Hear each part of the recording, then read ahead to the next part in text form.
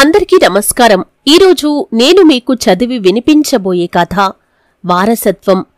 గన్నవరపు నరసింహమూర్తి. ఇక కథలోకి వెళ్లే ముందు నా చిన్న విన్నపం ఏంటంటే, ఇంతకుముందు నా ఛానల్ని మీరు సబ్స్క్రైబ్ చేసుకున్నట్లయితే సబ్స్క్రైబ్ చేసుకోండి. అలాగే పక్కనే ఉన్న బెల్ని యాక్టివేట్ చేసుకోండి. అప్పుడే నేను అప్లోడ్ చేసే ప్రతి వీడియోకి మీకు నోటిఫికేషన్ వస్తుంది. ఇక కథలోకి వెళ్ళిపోదాం. రాను రాను మీ నాన్నగారి చాదస్తం మీక్కూడా వంటబడుతున్నట్లుంది అంది నీలాంబరి. ఆ మాటలకు నేను ఉలిక్కిపడ్డాను. నేను మా నాన్నగారిలా మారిపోతున్నానా? ఎప్పుడూ లేనిది ఈరోజు నీలాంబరి ఎందుకలా మాట్లాడింది? నా ప్రవర్తనలో ఏమైనా మార్పు వచ్చిందా? నాన్నగారిని ఊళ్ళో వాళ్లంతా నాస్తికుడు అంటూ ఉండటం నేను చాలాసార్లు విన్నాను. ఆ మాటలకు నాకు కోపం వచ్చేది. నాకు మా నాన్నగారు ఎన్ని సూక్తులు సుద్దులు చెప్పినా వినేవాణ్ణి కాదు. అప్పుడు నాన్నంటే కోపం కూడా వచ్చేది. కాని ఊళ్ళో వాళ్ళు నాన్నగారిని ఏమైనా అంటే మాత్రం వాళ్లమీద నాకు మండిపోతుంది. నాన్నగారు ఊరి కారణంగా పనిచేసేవారు. మా కుటుంబానికి ఆ ఉద్యోగం వారసత్వంగా వస్తుందని నాన్నగారు ఎవరితోనో చెబుతుంటే విన్నాను. వారసత్వం అంటే ఆ రోజుల్లో నాకు తెలియదు. నాన్నని అడుగుదామని అనుకున్నా భయపడి ఊరుకునేవాణ్ణి. అమ్మని అడిగితే అంత పెద్ద మాటలు నీకెందుకు అని కసురుకునేది. మా తాతగారు సూర్యనారాయణ. ఊళ్ళో అందరూ ఆయన్ని మడిరావన్నా అనేవారట. నాన్న తాతకి ఒక్కడే కొడుకు. అత్తలు మాత్రం 6. నాన్నకి 15 ఏళ్ల వయస్సప్పుడు నానమ్మ చనిపోయిందట. మా నానమ్మ ఫోటో లేదు కాబట్టి ఆమె ఎలా ఉంటుందో ఎవరికీ తెలియదు. కాని ఆమె చాలా అందగత్తి అని ఊళ్ళో వాళ్లు చెప్పుకునేవారట. నానమ్మ చనిపోయే నాటికి మా తాత వయసు 35 సంవత్సరాలే. అయినా ఆయన మళ్లీ పెళ్లి చేసుకోలేదు. పిల్లల కోసం తన జీవితాన్ని త్యాగం చేసిన గొప్ప వ్యక్తి అని తాత గురించి అమ్మ చెబుతూ ఉండేది. మా తాత చాలా నిజాయితీపరుడని పాతతరం వాళ్లు చెప్పేవారు. ఎప్పుడూ తడిబట్టలతో మడిగా ఉండేవారట. ప్రతిరోజూ దేవతార్చన చేసి నైవేద్యం పెట్టి తను తిన్న తర్వాతనే పిల్లలకి పెట్టేవాడట. నాన్నంటే తాతకి ఎనలేని ప్రాణం. మా తాత నాకు 10 ఏళ్ల వయసప్పుడే చనిపోయాడు. నిజానికి ఆయన మనస్తత్వానికి గ్రామ కరణీకం వృత్తి సరిపోదు. అంతటి నిజాయితీపరుడు. కాని అప్పటి ప్రజలు కూడా అమాయకులు కాబట్టి ఆయన ఉద్యోగ ప్రస్థానం సుఖంగా సాగింది. మా నానమ్మ పోలిక వచ్చిందేమో కాని నాన్న స్ఫురద్రూపి. 6 అడుగుల ఎత్తు, తెల్లగా ఆకర్షణీయంగా ఉండేవాడు. మా నాన్నని మా తాత వెంకటరమణ అని పిలవటం నాకింకా లీలమాత్రంగా గుర్తు. 25 ఏళ్లు నిండగానే తాత నాన్నకు కరణీకం వృత్తి ఇచ్చేశాడట. అప్పనుంచి మా నాన్న రామబాణంలా అప్రతిహతంగా ముందుకు సాగాడు. నా చిన్నప్పుడు మా గది గోడమీద తాత హార్మోనియం పెట్టె వాయిస్తూ తీయించుకున్న బ్లాక్ అండ్ వైట్ ఫోటో ఉండేది. మా తాతకి ఒక ట్రంక్ పెట్టె, రికార్డులు రాసుకోటానికి డెస్క్ పెట్టె ఉండేవి. ఆ ట్రంక్ పెట్టె నిండా హరికథలు రాసిన నోటు పుస్తకాలు, సిరాతో రాసే పొడవైన కలాలు ఉండేవి. ఆ రకరకాల రంగుల్లో ఉండే కలాలకు చివరన పాళీలుండేవి. వాటిని ఇంకులో ముంచి రాసేవారట. నేను అప్పుడప్పుడు ఆ పుస్తకాలను తిరగేస్తూ ఉండేవాణ్ణి. అందులో కాకినాడ, రాజమండ్రి హరికథలు చెప్పటానికి వెళ్లినప్పటి జమా ఖర్చుల వివరాలన్నీ అనా బేడల్లో రాసి ఉండేవి. నాన్నకి 21 వచ్చేసరికి మా అమ్మతో వివాహం జరిగింది. అమ్మ పేరు సీతాలక్ష్మి.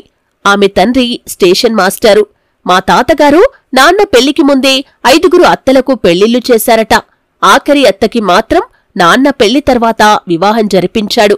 ఆడదక్షతలేని ఇల్లు అని, పిల్ల కష్టపడిపోతుందేమో అని మా తాతగారు మా అమ్మని నాన్నకిచ్చి పెళ్లి చేయటానికి చాలా రోజులు తటపటాయించాడట. ఏవేళ అమ్మ మా ఇంట్లోకి అడుగుపెట్టిందో కాని అప్పన్నుంచి మా ఇంటికి మళ్లీ మంచి రోజులు వచ్చాయని ఊరంతా చెప్పుకునేవారట.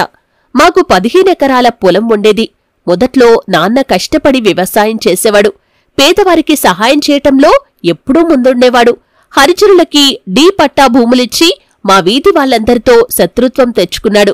మీ నాన్న బ్రాహ్మణులలో తప్పపుట్టాడని మా చుట్టాలు తిడుతుంటే మా నాన్న మీద నాకు విపరీతంగా కోపం వచ్చేది. మాది 30 ఏళ్ల అగ్రహారం. తూర్పు వాహినిగా పారే వేగావతి ఒడ్డున ఉండేది.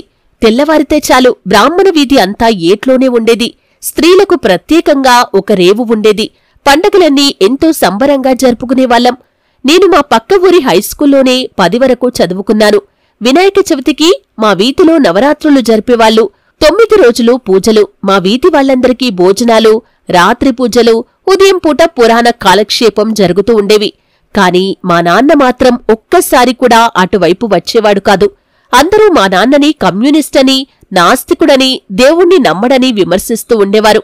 నాన్న అప్పట్లో 8 వరకు చదివాడు, కాని మహా తెలివైనవాడు. మా ఊరితో సహా చుట్టుపక్కల గ్రామాల్లోని భూముల వివరాల మెట్టపల్లాలతో సహా కంఠోపాఠం. ప్రతి రైతు పేరు తెలుసు. వ్యక్తి మాత్రం చాలా సామాన్యంగా సాదాసీదాగా ఉండేవాడు. చెప్పులు వేసుకునేవాడు కాదు. బయటకు వెళ్తేనే చొక్కా లేకపోతే తువ్వాలు వేసుకునేవాడు.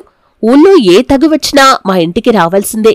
ఒకసారి పంచాయతీ ఎన్నికలప్పుడు ఊళ్ళోని 2 వర్గాల మధ్య చాలా పెద్ద గొడవ జరిగి కర్రలతో కొట్టుకుంటున్నప్పుడు మా నాన్నకి తెలిసి అక్కడికి వెళ్లేసరికి అందరూ కర్రలను దించి మా నాన్నకి దండాలు పెట్టారు. మా నాన్న బతికున్నంతవరకు ఊళ్ళోకి ఒక పోలీసు కూడా ప్రవేశించలేదు. ఊళ్ళో ఏ పెళ్లి జరిగినా వారంతా మా ఇంటికొచ్చి నాన్న ఆశీర్వాదాలు తీసుకునేవారు. నాన్నంటే ఊరి వాళ్లందరికీ గొప్ప గౌరవం. దానికి కారణం ఆయన నిజాయితీ. ఆయన తీర్పులిచ్చినప్పుడు పక్షపాతం చూపేవాడు కాదు. అందుకే ప్రజలకి ఆయనంటే అంత గురి. ఆయనకి పద్య నాటకాలంటే చాలా ఇష్టం. నాన్న నాస్తికుడు కాబట్టి పురాణాల గురించి తెలియదని నేను అనుకునేవాణ్ణి. కాని రామాయణ, భారత, భాగవతాల్లోనే చాలా పద్యాలు ఆయనకు కరతలామలకం. చాలా పద్యాలు ఆశువుగా పాడి వినిపించేవాడు.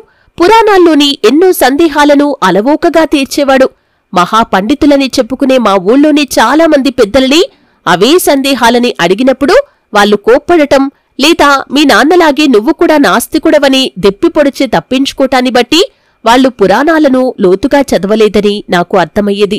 నాన్న ఎంత గొప్పవాడు కాకపోతే మేము బస్సుల్లో వస్తున్నప్పుడు అప్పటికే సీట్లలో కూర్చున్న మా ఊరి రైతులు మమ్మల్ని చూడగానే లేచి నిలబడి దండాలు పెడుతూ తమ సీట్లను మాకిచ్చేవారు. మిగతా ఇంకెవరి పిల్లలకు అంత గౌరవం దక్కేది కాదు. ఆ గౌరవం నాన్న కరణం ఉద్యోగం నుంచి రిటైర్ అయిన తర్వాత కూడా కొనసాగింది. ఇది మా నాన్న చరిత్ర, గతించిన మధుర గతం. ఆయన వ్యక్తిత్వాన్ని, మంచితనాన్ని, మానవాళి పట్ల ఉండే సమదృష్టిని చూస్తూ పెరిగాము మా అన్నాతమ్ములమందరం. ఆ ఉన్న కొద్దిపాటి ఆస్తితోనే మమ్మల్నందర్నీ కష్టపడి చదివించాడు. ఎవరినీ మోసం చెయ్యలేదు, ఎవరి కడుపు కొట్టలేదు. తామరాకు మీద నీటి బొట్టులా బ్రతికాడు. ఆయన వల్లే నాకు ఎవరినీ మోసం చెయ్యకూడదని, డబ్బు కోసం గడ్డి తినకూడదని తెలిసింది. నేను ఇంజనీరింగ్ చదివి కేంద్ర ప్రభుత్వంలో ఇంజనీర్గా పెద్ద స్థాయిలో స్థిరపడ్డాను. ఉద్యోగ ప్రస్థానంలో ఎన్నోసార్లు పెద్ద మొత్తంలో డబ్బులు సంపాదించే అవకాశాలు వచ్చినప్పుడు మా నాన్న గుర్తుకొచ్చేవాడు. అంతే, నా కాళ్ళు చేతులు వణికేవి. ఒక్కనాడు కూడా ఆయన నీతులు చెప్పేవాడు కాదు. కాని పూతండలోని దారానికి పూల పరిమళం వచ్చినట్లు మాకు ఆయన వ్యక్తిత్వం అంతర్లీనంగా అబ్బింది. జీవితంలో నిజాయితీగా ఉంటే ఇబ్బందులు వస్తాయి. అవి తాత్కాలికం. కాని తర్వాత వచ్చే ఫలితాలు మనకు చెప్పలేని ఆనందాన్నిస్తాయి అని నా ఉద్యోగ జీవితం నాకు నేర్పింది. నేను ఉద్యోగంలో చేరిన 5 ఏళ్ల తర్వాత మా నాన్న చనిపోయారు. ఆయన ఉండగానే నా పెళ్లి, పిల్లలు, ఉద్యోగం రావటం, ఇలా నా ప్రస్థానం కొనసాగింది. నా ఉద్యోగ బదిలీల వల్ల పిల్లలు ఎలా ప్రవర్తిస్తున్నారో, ఎలా చదువుతున్నారో పరిశీలించే అవకాశమే దొరకలేదు. మిగతా ఆఫీసర్ల పిల్లలు బాగా చదువుకుంటున్నారనే వార్తలు వింటున్నప్పుడు మా పిల్లలు గుర్తొచ్చి భయం వేసేది నాకు. నేను వాళ్ల కోసం ఏమీ చేయలేకపోతున్నానే అనే బాధ వెంటాడుతూ ఉండేది. నా తరమంటే వేరు. అప్పుడన్నీ పల్లె జీవితాలు, పేద బ్రతుకులు, చదువు ఎలాగోలా పూర్తి చేస్తే చాలనుకున్న తరం. కాని ఇప్పుడలా కాదు. అన్ని సదుపాయాలు వచ్చాయి. డబ్బుకి కొదువలేదు. దానికి మన పిల్లల చదువుల్ని, జీవితాల్ని శాసించే అవకాశముంది. డబ్బుతో ఏదైనా చేయొచ్చు. చాలామంది తమ డబ్బుతో, పలుకుబడితో మనల్ని దాటి ముందుకెళ్ళిపోవటం చూస్తూనే ఉన్నాను. అన్నింటికీ ఆ దేవుడే ఉన్నాడన్న ఆలోచన ఇప్పుడు పనికిరాదు. ఒకరోజు నేను ఆఫీస్లో ఉండగా నా శ్రీమతి నాకు ఫోన్ చేసి మన అబ్బాయికి 10వ తరగతిలో మంచి ర్యాంకు వచ్చిందని చెప్పేసరికి నేను నమ్మలేకపోయాను. వాడు 6లోకి వచ్చిన దగ్గర్నుంచి 10వ తరగతి దాకా ఎలా చదువుతున్నాడో, వాడి తెలివితేటలు ఏమిటో తెలుసుకునే అవకాశం దొరకలేదు నాకు. వాడు ఇంటర్లో కూడా రాష్ట్రంలో ర్యాంకు తెచ్చుకున్నాడు. ఆ తర్వాత వాడు బిట్స్ పిలానీలో ఇంజనీరింగ్ చదివాడు. తర్వాత కేంద్ర ప్రభుత్వ సంస్థలో గ్రూప్ ఏ ఆఫీసర్గా ఉద్యోగం వచ్చింది. పెళ్లైంది, పిల్లలు. ఇలా ఓ 10 సంవత్సరాల్లో అన్నీ జరిగిపోయాయి. వాడు బాగా చదివి మంచి ఉద్యోగంలో చేరినా వాడికి నా లక్షణాలేవీ అలవడలేదు అని నాకనిపించింది. నేను ఎక్కువగా ఉద్యోగ విషయంలో తిరగటం వల్ల వాడి మీద నా ప్రభావం పెద్దగా పడలేదు. అదీకాక నేటి చదువుల విధానం, ఎంతసేపు పుస్తకాలతో యుద్ధం, ప్రైవేట్ క్లాసులు, ప్రతి ఆదివారాలు పరీక్షలు, ఇలాగే చదవటం వల్ల వాడికి నాలాగా పురాణాలు, చరిత్ర, ఆంథ్రోపాలజీ, ఇంగ్లీషు సాహిత్యం లాంటి పుస్తకాలు చదివే అవకాశం దొరకలేదు. వాడి వయస్సు వచ్చేసరికి నేను మా నాన్నగారి బీరువాలో ఉండే పుస్తకాలన్నీ కంటత పెట్టేశాను. అవన్నీ మా తాత పుస్తకాలు. వీటన్నింటినీ మా నాన్న చదివాడని ఆ పుస్తకాల్లో మా నాన్న స్వదస్తూరితో రాసిన వ్యాఖ్యల వల్ల తెలుసుకున్నాను. పుస్తకాలు ప్రపంచాన్ని చూపించే గవాక్షాలు అని చదివాను. కాని ఆ గవాక్షాలు నా కొడుక్కులేవని తెలిసి బాధపడుతుండేవాణ్ణి. తండ్రిని చూస్తూ పెరగటం, తండ్రి లక్షణాలు పునికిపుచ్చుకోవటం అన్నది ఓ వరం. మనిషిని క్రమమైన మార్గంలో పెట్టి ఉత్తముడిగా తయారవటానికి అవి పనికొస్తాయి. కాని ఈ తరం పిల్లల ఆలోచనా ధోరణులు వేరు. తల్లిదండ్రుల గురించి పెద్దగా ఆలోచించటం లేదు. ఏదో డబ్బు పంపిస్తే చాలని భావిస్తున్నారు. వృద్ధాప్యంలో, వానప్రస్థ సమయంలో తల్లిదండ్రులను జాగ్రత్తగా చూసుకోవాలన్నది ఈ తరం నేర్చుకోలేదు. వీళ్ల మీద పడమటి దేశాల ప్రభావం బాగా ఉంది. నా మీద మా నాన్న ప్రభావం ఉందని మొన్నటిదాకా నాకు తెలీదు. ఈ మధ్యనే నా శ్రీమతి నీలాంబరి, మీరు కూడా రాను రాను మామయ్యగార్లా తయారవుతున్నారు. రూపులోనే కాదు, బుద్ధుల్లోనూ. మీకు పూర్తిగా ఆయన బుద్ధులు వచ్చేస్తున్నాయి అని అప్పుడప్పుడు అంటూ ఉండటంతో నాలో అంతర్మథనం మొదలైంది. అడుగుజాడలు. ఆ మధ్య నేను, నా భార్య మా వాడింటికి వెళ్ళాం. మా కోడలు కూడా ఉద్యోగస్తురాలే. మనవరాళ్ళిద్దరూ చాలా చురుకైన వాళ్ళు. వాడాఫీసుకు వెళ్లిన తర్వాత ఒకరోజు కోడలు నా భార్యకి, నాకు వంకాయ పులుసు పచ్చడి వడ్డించింది. అది చాలా కారంగా ఉంది. ఇంత కారం వాడు తినడు కదమ్మా అని అడిగాను. మీకు ఈ పచ్చడి చాలా ఇష్టమని, కారం చాలకపోతే అత్తయ్యగారిని కోప్పడేవారని చెబుతూ ఉంటారు మావయ్య. ఆయనకి ఈ పచ్చడి చాలా ఇష్టం. కారం తక్కువైతే పచ్చిమిరపకాయలు కలుపుకుని మరీ తింటారు. ఆదివారం వస్తే చాలు మా నాన్నగారి పచ్చడి చెయ్యి అంటారు. అలాగే మీకిష్టమైన కాకరకాయ వేపుడు, కొబ్బరి పచ్చడి, తోటకూర పులుసు, తీయ గుమ్మడి వడియాలు, అప్పడాలు ఆయనక్కూడా చాలా ఇష్టం అని చెబుతుంటే కోడలికి ఏం చెప్పాలో అర్థం కాలేదు. భోజనాలైన తర్వాత వాడి డ్రాయింగ్ రూంని పరిశీలించాను. ఎదురుగా ఉండే షెల్ఫ్ నిండా పుస్తకాలు.